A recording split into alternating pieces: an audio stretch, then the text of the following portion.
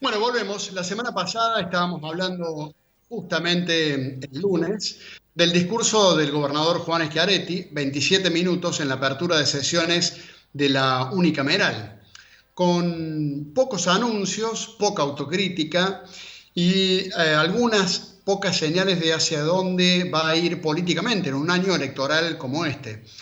Bueno, la semana pasada también leíamos con atención una nota publicada en el diario Hoy Día Córdoba titulada Últimos capítulos del cordobesismo, firmada por Emilio Graglia, a quien habitualmente consultamos aquí en Cadena 3. Hola Emilio, ¿cómo estás?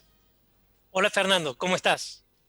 Bien, muchas gracias por la atención. Muy interesante la nota, quería la posibilidad de compartir los conceptos de este escrito tuyo en el diario Hoy Día Córdoba. Según tu opinión, ¿hacia dónde va Schiaretti, hacia dónde va el peronismo de Córdoba que lideró en su momento de la Sota y ahora Schiaretti? Bueno, creo que la respuesta es no se sabe, pero Mm, no es que yo no sé. Creo que el mm, peronismo no sabe porque se ve claramente la ausencia de esa característica tan clara de la Sota que precisamente vos has denominado liderazgo. Ese liderazgo político va mucho más allá de ser el titular del Poder Ejecutivo Provincial. Y yo creo mm, que el discurso del gobernador lo que demuestra es precisamente, más allá de estos comentarios que vos has hecho, yo comparto, pocos anuncios y casi ninguna autocrítica, demuestra que no hay unidad de fuerza, como sí lo fue el cordobesismo a partir de aquel 7 de agosto del 2011, cuando su mentor, el mismo de la Sota, lo puso en palabras, el cordobesismo. Yo creo que de eso queda poco y nada. mm. Queda poco y nada por decisiones propias, por las circunstancias, por el escenario nacional, por el regreso del kirchnerismo al poder. Yo creo, Fernando, que hay cuando de la Sota ponen palabras este sentimiento tan cordobés, la verdad es que Mm, no lo inventa. Yo creo que el primer cordobesista, entre comillas, o intérprete del cordobesismo fue Angelós en la provincia de Córdoba, sí, en el claro. radicalismo, y estuvo 3 mandatos. Al tercero no lo Ujú. pudo concluir, pero estuvo tres mandatos a cargo de la provincia. Fue elegido y reelegido sucesivamente. Luego de la Sota, en 2011, el 7 de agosto de 2011, cuando gana la posibilidad de su tercer mandato, habla del cordobesismo. Pero claro, las circunstancias son muy diferentes, Fernando, y por eso queda poco y nada de aquello. Yo te marco tres diferencias muy puntuales. A ver. La primera es que por aquel entonces de la Sota enfrentaba un gobierno nacional claramente hostil para con la provincia. El gobierno de Cristina Fernández de Kirchner, que había terminado su primer mandato, y lamentablemente el segundo mandato, el siguiente, fue más hostil todavía.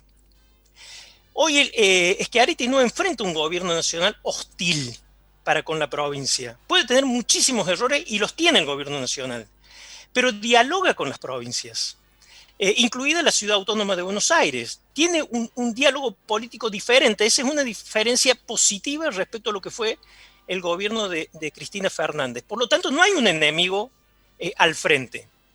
Segunda diferencia, De la Sota tenía por aquel entonces un proyecto nacional.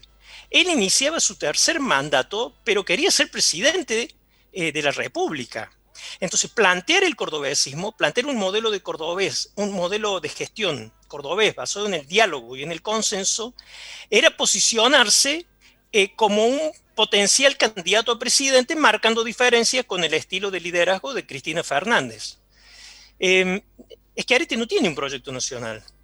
Por eso es muy difícil responder a dónde va el peronismo de Córdoba. No se sabe dónde va el peronismo de Córdoba. No sé si Schiaretti lo sabe, no sé si sus dirigentes más allegados lo saben, pero lo que está claro es que no son parte de ningún proyecto nacional. Son más parecidos a un partido provincial exitoso en términos electorales, pero no son parte de un proyecto nacional. Y la tercera y última diferencia, te diría, es que de la Sota tenía con qué bancar esa rebeldía cordobesa.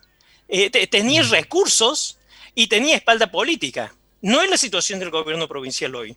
No tiene recursos suficientes, apenas ha podido evitar el default y gracias a la autorización del gobierno nacional, subsiste porque el gobierno nacional la financia la caja de jubilaciones con los derechos propios de las provincias, pero si no, de la provincia, pero si no fuera por ese financiamiento, tendría un hueco en el presupuesto y las obras por hacer van a tener un componente de financiamiento nacional.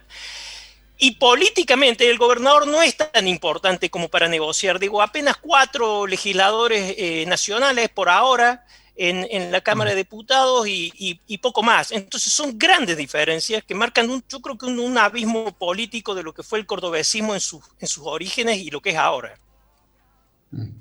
Está clarísima la explicación, la entendemos perfectamente, el análisis que estás haciendo, Emilio. Y además, bueno, se deduce que el gobierno nacional no está confrontando, no le está dando motivos para la pelea al gobierno de Juan Schiaretti, ¿verdad? No, yo creo que el gobierno nacional, y lo hemos conversado contigo, Fernando, tiene muchos errores, comete muchos errores, algunos errores Sí. no forzados, increíblemente. Yo creo que el oficialismo nacional juega a su vez de oposición, es su propia oposición. Los mayores costos políticos son el resultado de sus propios errores, no son mérito de la oposición política. Pero uno de los errores que no ha cometido es romper el diálogo institucional con las provincias. Ha tenido diferencias con Rodríguez Larreta, por ejemplo, pero nunca han roto el diálogo. La gestión de la pandemia, en la inmensa mayoría de las decisiones, ha sido concertada entre el gobierno nacional y los gobiernos subnacionales. Más allá del marketing que cada uno hace, han sido decisiones concertadas. La renegociación de la deuda ha sido concertada, entonces no es ese un punto criticable, por lo tanto no tiene un enemigo a la vista, no tiene con quién enojarse. Dicho eso, la reivindicación del modelo cordobés de gestión diría, un chauvinismo tardío. Siempre es malo ser chauvinista. Pero mucho peor es serlo tardíamente, fuera de las circunstancias temporales.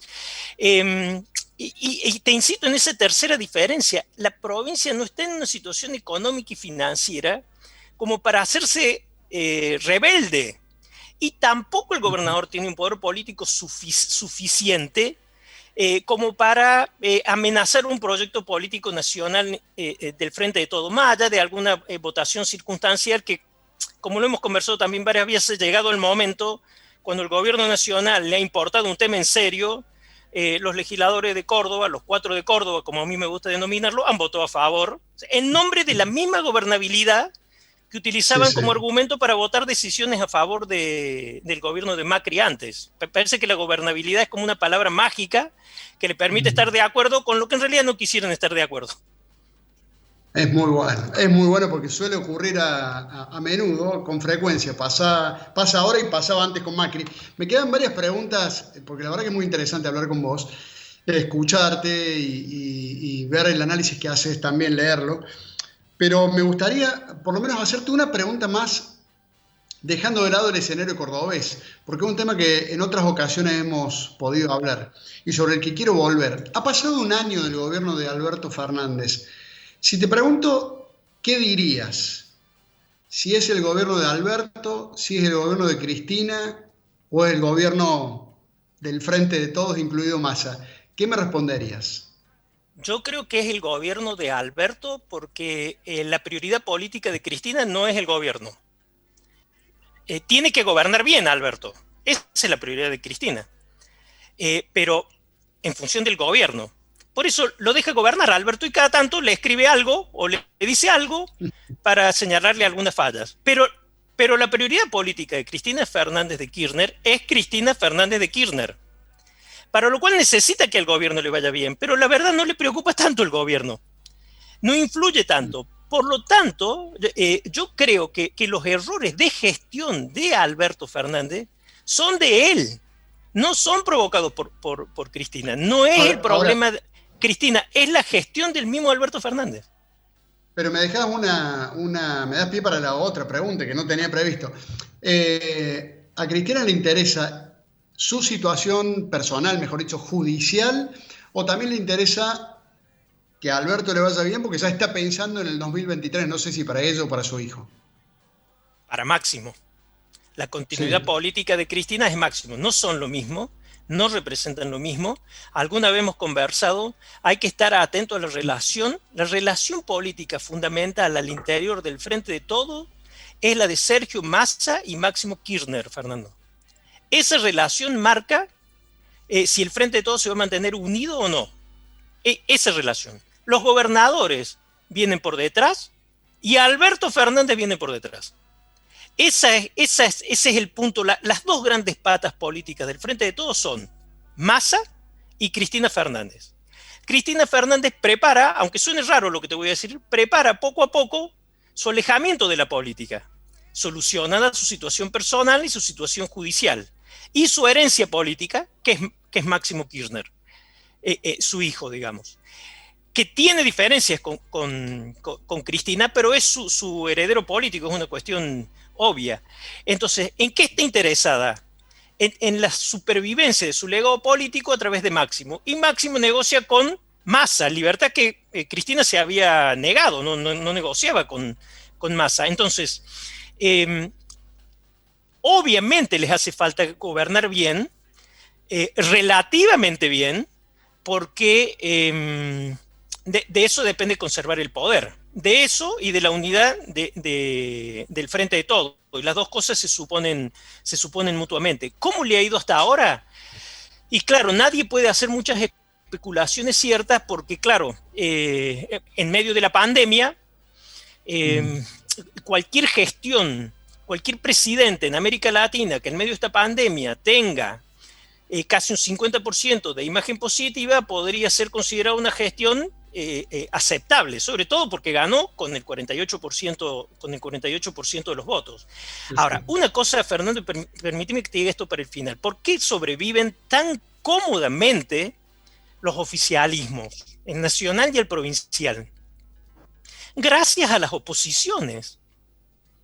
Los opositores están peleando por el 2023 sin haber tomado nota de lo que les ha pasado hace muy poco. Perdieron las elecciones, entonces están en una disputa de poder nacional y provincial. La interna de la interna permanentemente, los radicales entre ellos, los de PRO entre ellos, en Córdoba juez, que los mira a ambos para saber a ambos grupos para saber qué va a hacer. Entonces, claro, no hay quien capitalice. El oficialismo nacional y el oficialismo provincial han tenido grandes desgastes políticos, pero no los ha capitalizado nadie, porque la oposición está ensimismada, está en lo suyo.